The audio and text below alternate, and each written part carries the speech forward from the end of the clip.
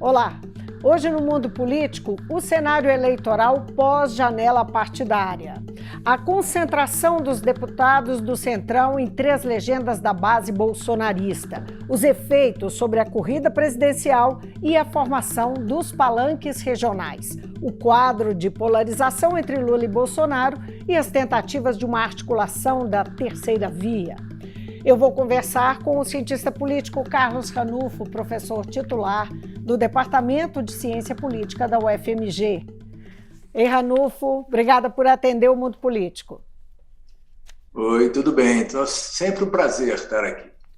Ranulfo, encerrada a janela partidária, o Centrão está mais concentrado em 3 partidos, como eu falei.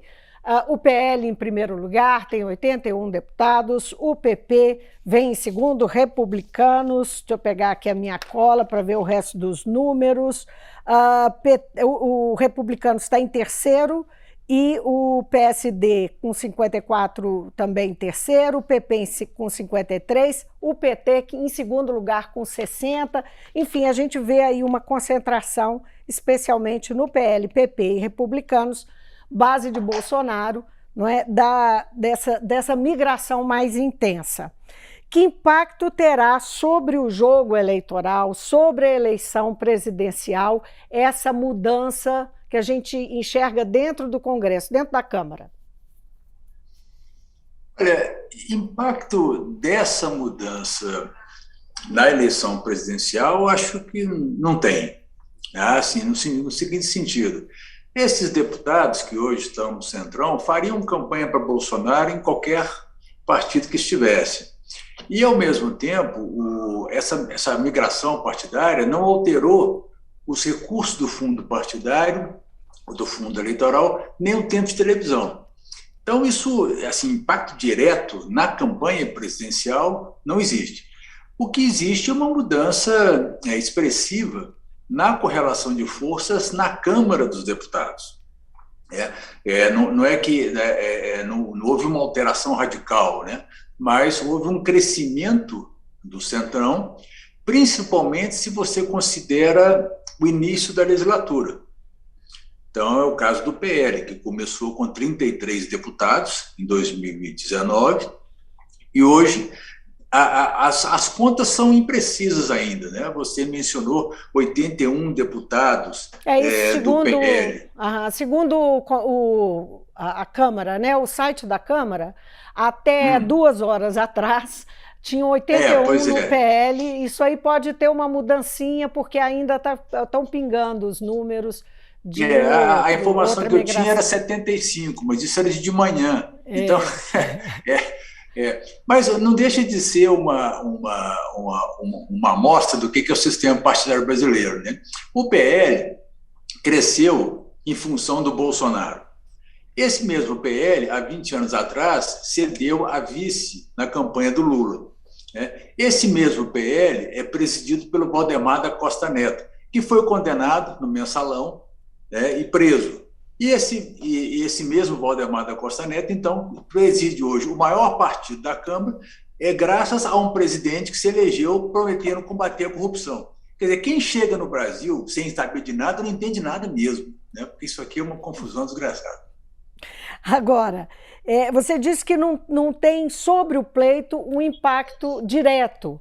Mas quando a gente pensa que os deputados estão buscando a sua reeleição, não é? E normalmente se trabalha muito na busca da reeleição, não só preocupados com recursos para as bases, não é? Porque isso vai ajudar os deputados a se elegerem, mas também com a articulação política que é feita, em qual palanque o deputado vai subir com o candidato à presidência. Esse cálculo, ele aparece aparentemente nesse movimento, não é? A campanha do Bolsonaro não ganha com isso, de ter juntado em poucos partidos muitos bolsonaristas? Não, ganha, mas de qualquer maneira, por que o PL cresceu? Porque os bolsonaristas do PSL foram para lá. Os bolsonaristas do PSL fariam campanha para Bolsonaro onde estivesse. né? Porque ninguém controla a campanha de um deputado. E é nesse sentido que eu estou falando. Na verdade, o Centrão, há muito tempo, o bloco mais poderoso da Câmara. Hoje, com essa migração toda, ele deve estar em torno de 200 deputados. É muita coisa. Para se ter uma comparação, a esquerda, juntando toda a esquerda, até a rede, o PV, não chega a 130. E a terceira via, PMDB, PSD, União Brasil, PSDB, deve estar por volta de uns 160, 170 deputados. Então, o Centrão é o maior bloco, mas ele era desde antes. Como você tem razão, ele se concentrou, né? Deu mais força ao PL. Mas isso não aumenta a força do PL, por exemplo, em tempos de televisão ou em recurso do fundo eleitoral. Tá? Isso que eu estou querendo dizer. O impacto maior dessa migração toda vai se dar na composição da Câmara de Deputados do ano que vem. Aí sim, aí você pode ter um impacto maior, né? Porque a tendência, eleição é muito imprevisível, a tendência é que o Centrão cresça ainda mais. Por quê? Porque justamente são partidos agora com muitos deputados, e uma coisa importante, que não tem nada a ver com a janela partidária, o Centrão, vamos dizer assim, o Bolsonaro alugou o Centrão para governar. Né? E o preço que o Bolsonaro está pagando é liberar para o Centrão recursos valiosíssimos, né? No governo, no orçamento e tudo. Isso vai ser uma arma fortíssima para os deputados do Centrão. Então, a tendência é que o Centrão venha com mais força. Não estou dizendo que vai ser maioria no Congresso, não estou dizendo isso, mas que o Centrão venha muito forte para 2023. O que vai ser uma dor de cabeça, por exemplo, se o Lula vencer a eleição. Pois é, essa era a minha pergunta, em que medida, não é, isso vai ser uma dor de cabeça? O que a gente pode imaginar que o nível de dificuldade que vai ter? Isso levando em conta também que existe uma máxima de que o Centrão ele costuma migrar para o campo governista, não é? Até que ponto Lula vai enfrentar dificuldade se for eleito? Depende da composição do Congresso. Se o segundo turno for entre Lula e Bolsonaro, como tudo indica que vai ser, e se no segundo turno a terceira via, em peso, apoiar o Lula, então MDB, PSDB, PSD, União Brasil, se houver uma convergência em torno do Lula como uma espécie de frente democrática, a tendência é que todos esses partidos venham a compor um governo. O Lula já disse isso, ele pretende fazer um governo de transição, de reconstrução nacional, não um governo do PT. Se for isso, pode ser que o Centrão vá para a oposição, o que seria uma grande novidade. Pode ser, porque se você junta todo mundo, e numa vitória do Lula no segundo turno, essa coligação imensa em torno do Lula, estou supondo, será governo, e o Centrão, junto com o Bolsonaro, será a oposição. Agora, a outra possibilidade é que isso não ocorra, é que o Centrão tenha ainda força para barganhar uma participação no governo. Aí nós veríamos uma rápida desidratação do Centrão. Por quê? Porque o campo bolsonarista sairia do Centrão. Nós não vamos supor que o campo bolsonarista vai entrar para o governo Lula. O Centrão não é controlado pelo bolsonarismo, mas uma parte importante do Centrão hoje é bolsonarista. E essa parte não participaria de um governo Lula, em hipótese alguma. Então, rapidamente, o Centrão se dissolveria e o PL deixaria de ter essa força que vai ter hoje. Aliás, essa força do PL é puramente efêmera, é até o bolsonarismo achar outro partido para se proteger. E a força do Lira? O Lira vai buscar a reeleição. Se Lira for reeleito, que personagem será o Lira no início do ano que vem? O Lira, se o Lira for eleito com o Lula no governo, o Lira vai procurar uma coabitação com o Lula. Eu não tenho dúvida disso. Agora, o Lira não é certo que o Lula seja reeleito. Depende, novamente, da composição do Congresso. Se você configurar uma grande frente em torno do Lula para o segundo turno, essa grande frente pode se repetir na eleição para o Congresso e derrotar o Lira. Então, isso está em aberto. Agora, se o Lira for o presidente e o Lula for o presidente, o Lira vai procurar coabitar. Certamente. Ele vai negociar isso. Ele vai vender caro. Vender caro entre aspas. Ele vai negociar esse negócio. O Lira não vai para a oposição. O que, novamente, colocaria o bolsonarismo numa saia justa. Né? O bolsonarismo teria que ir para a oposição. Eu acho, aliás, que o mais coerente seria que quem perder a eleição em 2022 vai para a oposição. É isso que você entende para uma eleição. A eleição diz quem governa e quem é oposição. É do jogo, né? Do jogo democrático. É do jogo. Agora, então pode ser que o Centrão vá para a oposição. Depende do que acontecer. Agora, Ranulfo, houve assim uma, digamos, uma diminuição na fragmentação na Câmara, né? Parece que, salvo engano, porque eu já te dei um número errado, esse 81 que eu falei lá do PL, você tem razão, são 75 que me avisaram aqui. O número que aparece lá quando a gente abre o partido, do total, não é de fato o que o PL tem no momento. Mas, enfim, são 75. Mas falando da fragmentação partidária, o número de partidos caiu de 30 para 23. Isso tem impacto na governabilidade, seja de Lula ou de Bolsonaro, no governo de um ou de outro? Como é que você vê isso? Porque essa é uma questão, a fragmentação é um desafio à governabilidade, não é? A diminuição da fragmentação ajuda. E eu te garanto o seguinte, em 2023, esse número vai se reduzir ainda mais. Por quê? Porque a cláusula de barreira agora sobe para 2%.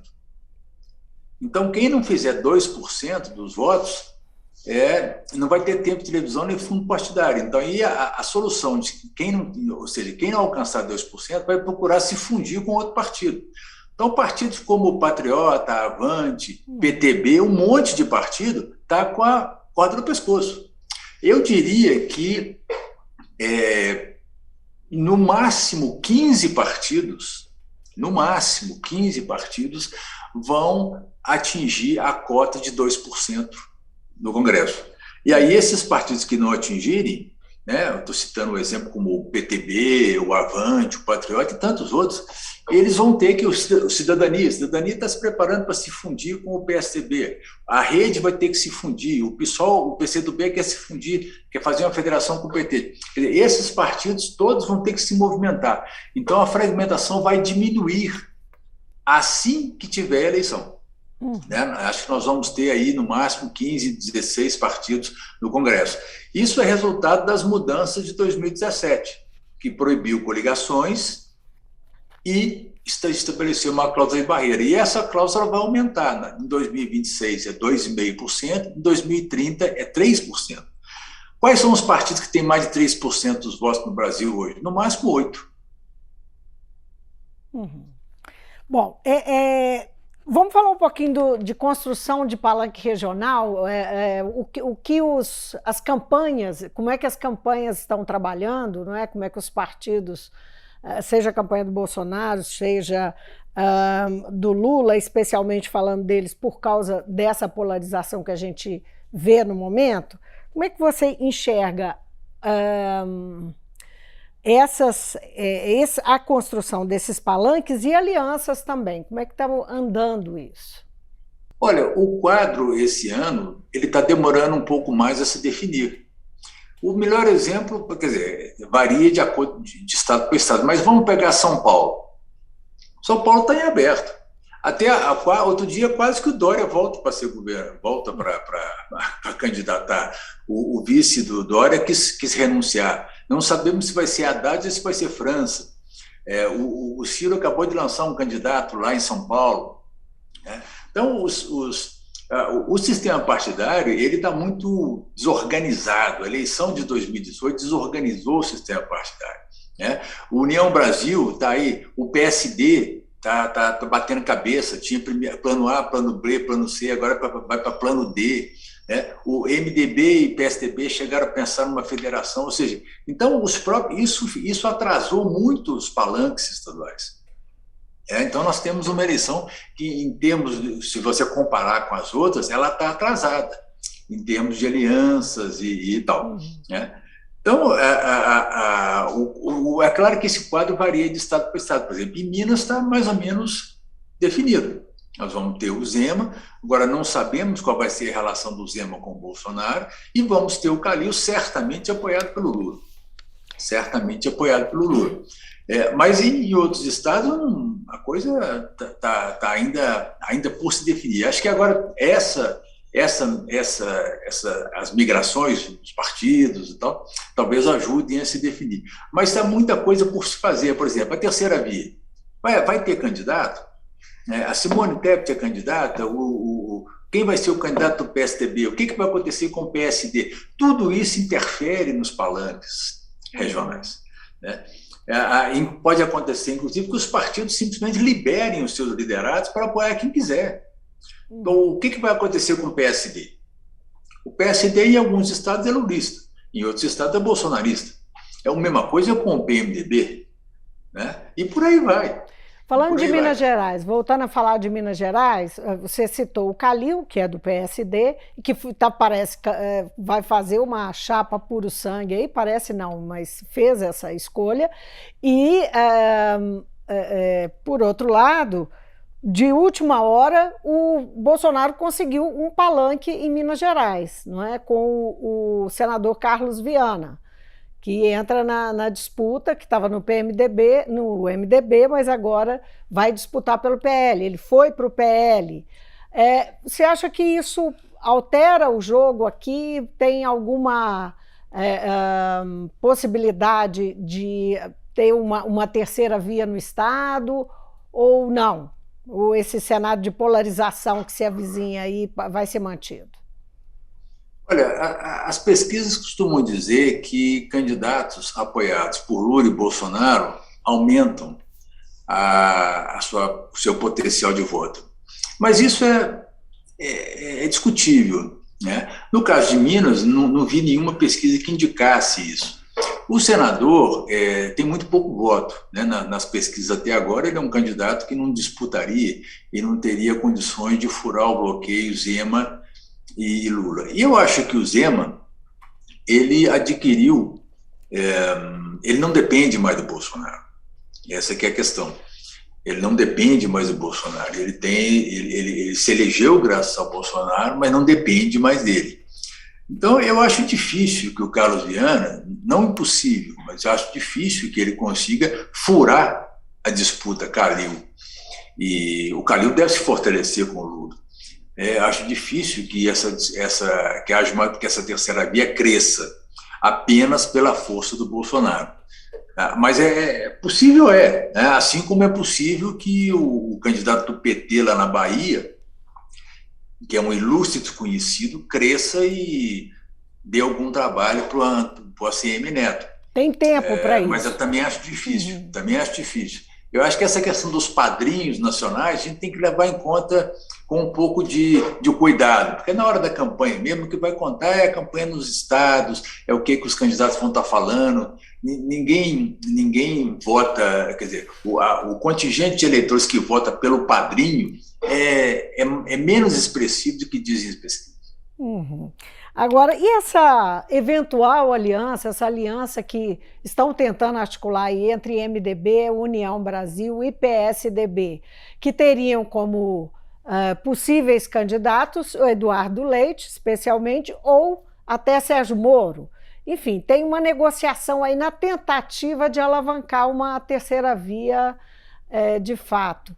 Como é que você vê essa movimentação e até mesmo os partidos envolvidos?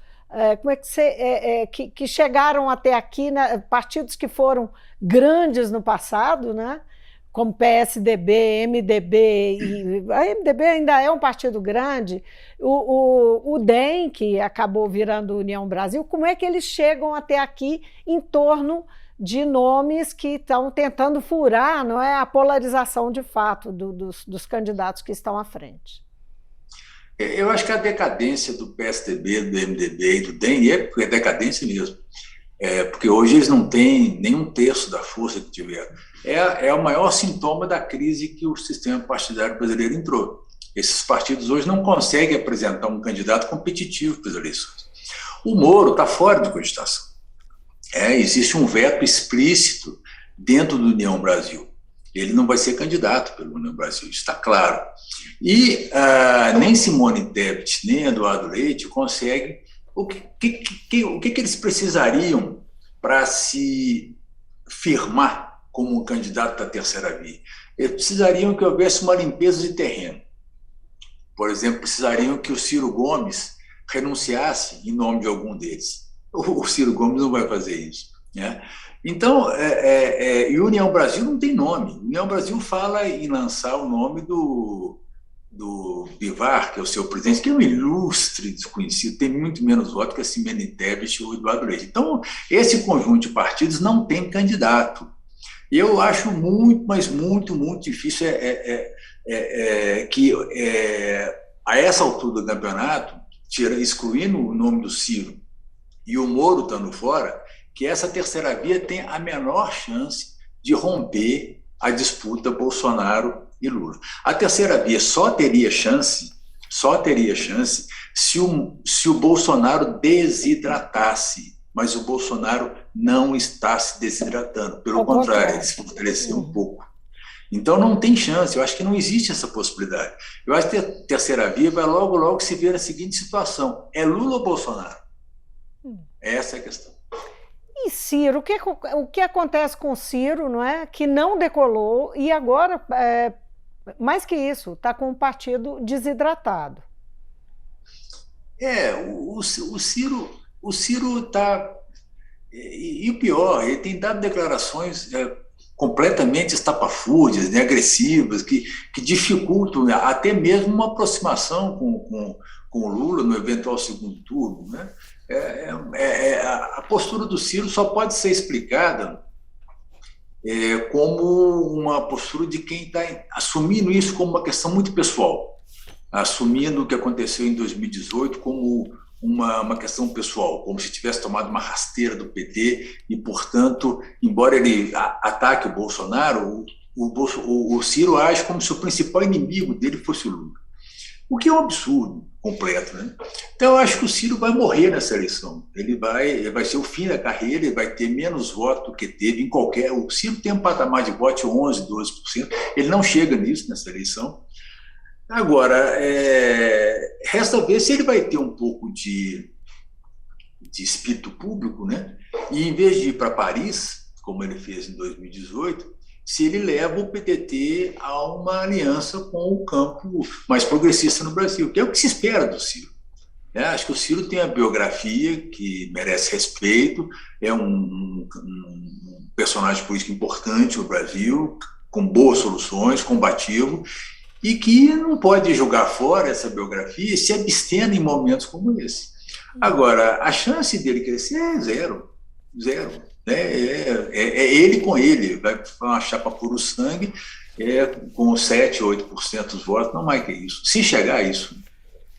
Agora, Ranulfo, hoje o Lula fez um tweet elogiando o passado de disputa entre o PT e o PSDB ao comentar a presença do Alckmin na chapa dele, né?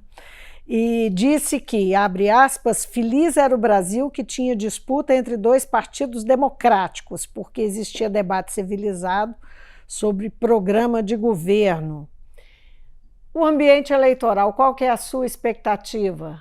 A essa altura do campeonato, né, nós estamos há 6 meses das eleições, mas nós já temos um clima, até por causa dessa dança de cadeiras aí, a gente tem um clima efervescente na eleição. Qual que é a sua expectativa para esse ano? Olha, a expectativa, eu sou temeroso por as eleições, porque eu acho que o bolsonarismo vai atuar como um elemento de desestabilização. A campanha vai ser violenta. Se o Lula está certo, até 2014, as campanhas do Brasil eram civilizadas, vamos dizer assim, discutia-se programas. De 2018 não foi isso mais, e 2020, 2022 também ameaça não ser isso. né? Nós vamos ser a máquina de propaganda de fake news do bolsonarismo vai ser colocada em ação. A preparação do Bolsonaro para não reconhecer uma eventual derrota está em curso, ele não arredou o pé disso, ele volta a falar que as eleições, que os votos têm que ser contados no Brasil. Então, eu acho que a eleição no Brasil vai ser muito tumultuada, antes, durante e depois. É bom que o Brasil se precavenha, que o TSE se precavenha, que nós tenhamos aqui observadores internacionais, porque não se sabe o que vai acontecer nessa eleição. Os esforços... Desculpe, pode concluir. Diga, pode falar. Não, os esforços do TSE até agora, você acha que são em vão? Foram em vão?